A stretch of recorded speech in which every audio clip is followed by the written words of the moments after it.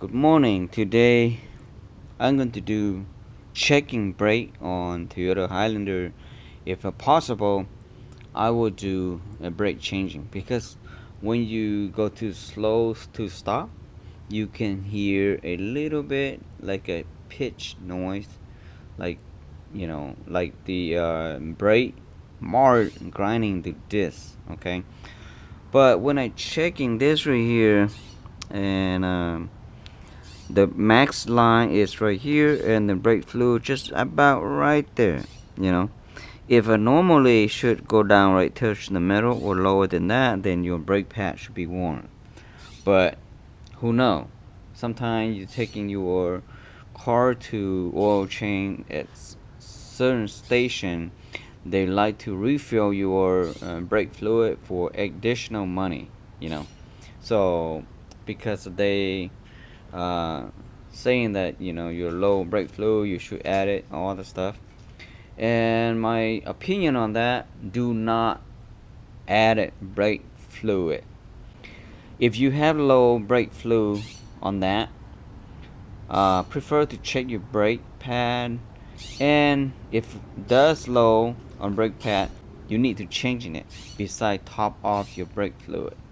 And that is, I would say, bad, because you waste your money. Second to that, you don't know what the indicator for, so that is to indicate that you're low brake pad, so you can change your brake pad, not top off your brake fluid. Okay, under the car you will find this hump right here. That is your main subframe. And if you cannot find this right here, because a new car, sometimes they do cover all of this, and they will leave something right here for you to jack. If you cannot find any jack stand point right here, you can find the subframe, which is this right here, and that will be go around across the whole front here for the motor. They call it subframe. Okay, now it's high enough. In the jack standpoint, you can see this mark right there. That's what it is for, and you can right there. Okay, at most Toyota, they will use socket 21.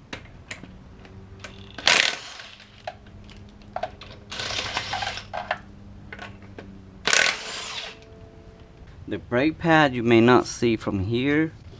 You see right there, get a very thin already. Okay, and sometimes you don't have to take the wheels off, and normally you can see through your rim too right here on the side,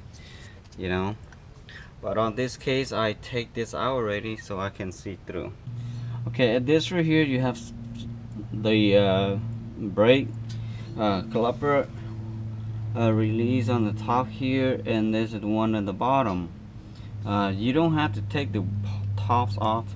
What you have to do is just take the bottom one, and that is number 14. Okay, in case you do that and the nut on this side is spinning, so I'm going to using on this side, I'm going to using my little ply right here.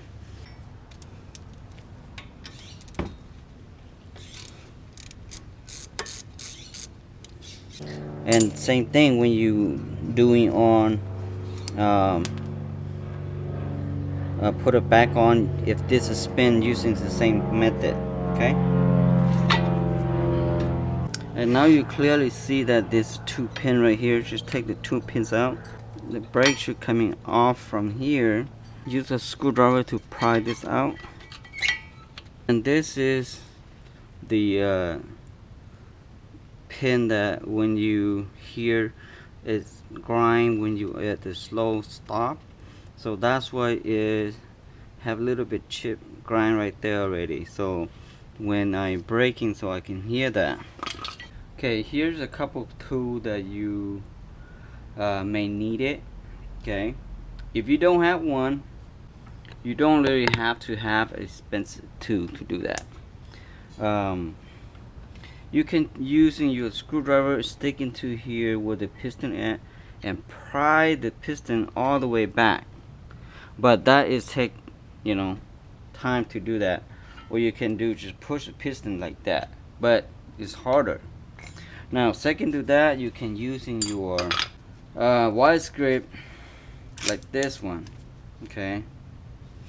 And what you have to do, put your brake pad right there, and using your wise grip to grip and press the piston. Or you can go to Auto Part and renting one of the brake press tool right here, and you can do it much easier, okay? But in this case here, I don't use this one either. I using this one, I bought it online, and very easy to use it. The way it is, you just put inside here and you press, you keep, you know, turning like this. Let me see.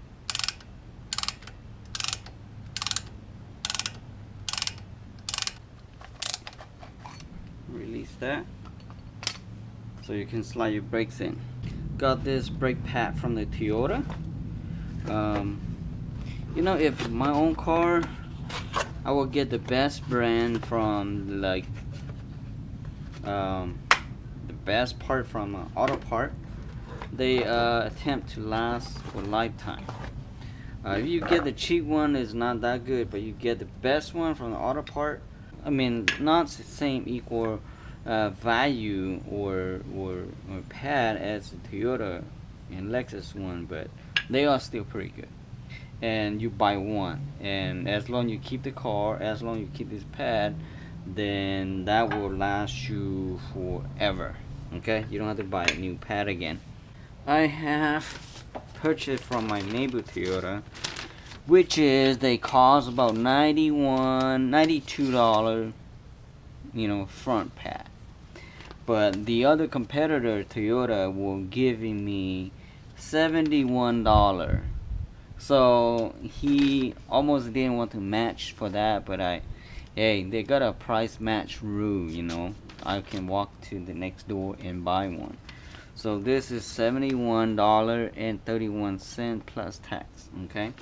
So call your neighbor Toyota. Maybe some Toyota is cheaper than the other. They're not all the same. This is, I got this from Penske. You know, Penske is they're more expensive than a local, you know, family-owned Toyota, because they tend to have their own price. Just give you some idea, so you can have your price competitor to match for, you know, for less money for you. You don't have to. If you don't want to waste your time to do that, you can spend a little bit more money and you don't care. So I have to take the pins out because they don't come with the pins, and I believe they don't come with this little pad, chrome pad right here too. So I'm going to take that out and going to put that inside here. Okay, so that come out from the old one to put the new one, and just slice in.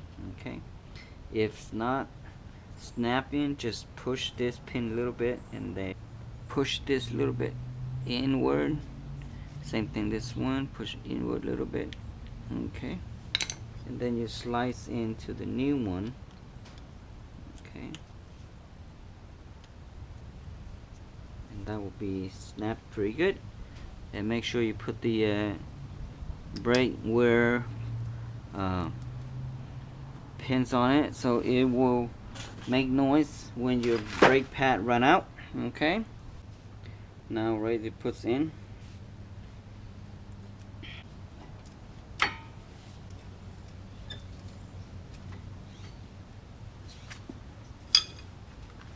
Okay, and the new brake shoe come with the return pin, so I have to use the new one.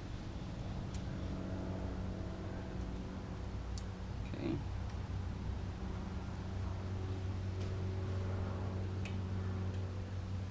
pull the pin from here out. Same thing, the top one. You don't have to do if this new, I would say still have plenty of grease down there. Okay, a new car like this, you don't really have to do, but you can check to see any grease on it. If doesn't, then you fill with the grease. But mostly case, uh, new car like this, you don't really have to do it, in my opinion. Okay, but on this case here, I would do to show you that you just uh, make sure you lube with the new grease on it. Okay, make sure you lube with the new grease and put the pin back on, doing both sides, the top and the bottom, pretty easy. From here you just drop the clubber back up down here. Okay, push the pin a little bit. Okay, and locking with the 14mm bolt right there, and that is the spinning, same thing, so just locking it with that to make sure it's not spin. Okay, and don't force too much. There's a 14 bolt. It's not handle up to like a 60-70 foot-pound torque. You put like 20-30 foot-pound torque, it should be good enough. If you put about 30 foot-pound torque, there should be plenty already. You don't have to torque all the way to 60-70 foot-pound torque. You will strip that or break it. Okay. Alright, the brake is pretty simple, easy. You can do yourself at home, and I'm going to finish all the other sides too, the back. So for Toyota, I'm using this orange one, and this about 80 foot-pound torque for the Toyota lug nut, and got this from Snap-on. You can get it anywhere.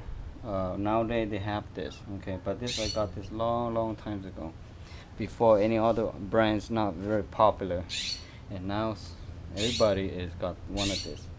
And mostly Toyota will have about 80 to 100 foot-pound torque on the lug nut.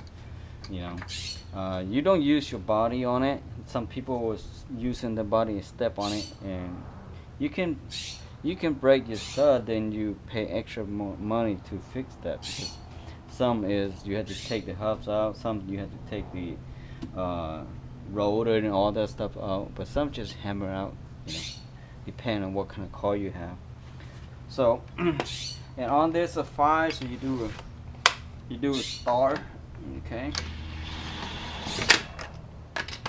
slowly first, make sure they snap in before you even hammer it, because if you don't go slowly, sometimes you can strip that. Okay,